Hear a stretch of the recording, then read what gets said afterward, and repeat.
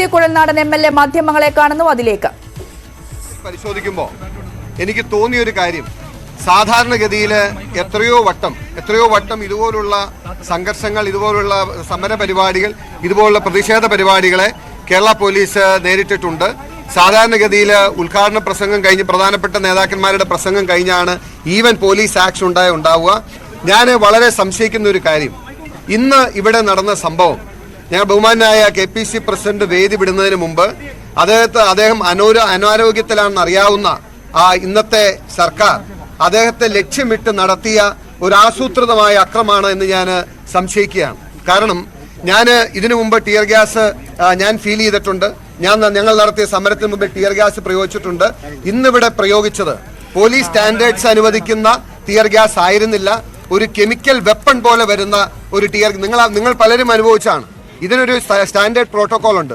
അതിനുശേഷം DGPയെ ബന്ധപ്പെട്ടപ്പോൾ DGPക്ക് എന്താണ് സംഭവിച്ചതെന്ന് അറിയില്ല. അദ്ദേഹം പറഞ്ഞു, ഞാൻ TV-യിലാണ് കാണുന്നത്, എന്താണ് സംഭവിച്ചതെന്ന് കൃത്യമായി അന്വേഷിച്ചു. അപ്പോൾ ഏത് കോർണറിൽ നിന്നാണ് ഈ ഇൻസ്ട്രക്ഷൻസ് വന്നത്? അതായത് ഇതുപോലൊരു ടിയർ ഗ്യാസ് പ്രയോഗം ഉണ്ടാകണമെങ്കിൽ, അതല്ലെങ്കിൽ ഇതുപോലെ നേതാക്കന്മാർ വേദി വിടുന്നതിന് മുമ്പ് ഇത്രയും കേരളത്തിലെ ഉന്നതരായ നേതാക്കന്മാർ, പ്രതിപക്ഷ നേതാവ് അടക്കം ആ വേദിയിലുള്ളപ്പോൾ ഇതുപോലുള്ള ഒരു അറ്റാക്ക് നടത്താനുള്ള ഒരു പ്രൊവോക്കേഷനും അവിടെ ഉണ്ടായിട്ടുണ്ടായിരുന്നില്ല.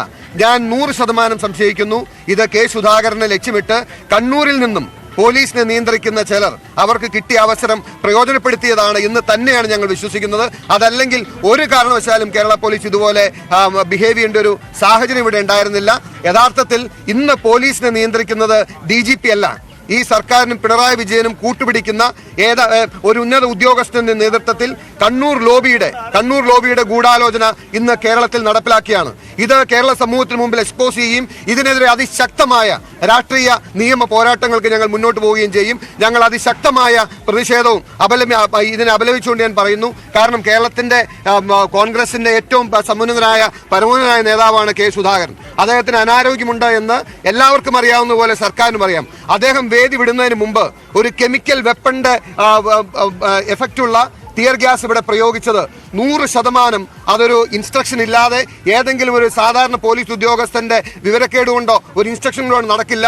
കണ്ണൂരിൽ നിന്നും ഈ പോലീസിനെ നിയന്ത്രിക്കുന്ന DGPക്ക് നിയന്ത്രണമില്ലാത്ത ഒരു ഉദ്യോഗസ്ഥൻ പിണറായിയുടെ കുടുംബത്തിന്റെയും കൊള്ളയ്ക്ക് കൂട്ടുനിന്ന് എല്ലാ ഒത്താശയും ചെയ്യുന്ന ഒരു ഉദ്യോഗസ്ഥന്റെ നേതൃത്വത്തിൽ നടന്നതാണ്. ഇത് ഞങ്ങൾ ശക്തമായി പ്രതികരിക്കാൻ ചെയ്യും. മാത്യു കുഴൽനാടൻ MLA മാധ്യമങ്ങളെ കണ്ട് എന്താണ് സംഭവിച്ചത് എന്ന് വ്യക്തമാക്കുകയായിരുന്നു. ഇതിപ്പോൾ KPCC പ്രസിഡന്റ് K. സുധാകരനെ ലക്ഷ്യമിട്ടുള്ള ആക്രമണമാണ് പോലീസിന്റെ ഭാഗത്തുനിന്ന് ഉണ്ടായത് എന്നാണ് മാത്യു കുഴൽനാടൻ ഇവിടെ വിമർശിക്കുന്നത്. കണ്ണൂരിൽ നിന്നുള്ള ചിലരുടെ നിർദ്ദേശപ്രകാരമാണ് പോലീസ് ഇത്തരത്തിലൊരു ആക്രമണത്തിലേക്ക് എത്തിയത് എന്നുകൂടി മാത്യു കുഴൽനാടൻ ഇവിടെ വിമർശിക്കുന്നു. വീര്യം കൂടിയ കെമിക്കൽ കൂടിയ ടിയർ ഗ്യാസ് പ്രയോഗമാണ് ഉണ്ടായത്. അത് K. സുധാകരൻ KPCC അധ്യക്ഷനെ ലക്ഷ്യമിട്ടുള്ള പോലീസിന്റെ നടപടിയാണ് എന്ന വിമർശനമാണ് മാത്യു കുഴൽനാടൻ ഇപ്പോൾ മാധ്യമങ്ങളെ കണ്ടപ്പോൾ വ്യക്തമാക്കിയത്. തൊട്ടുമുമ്പ്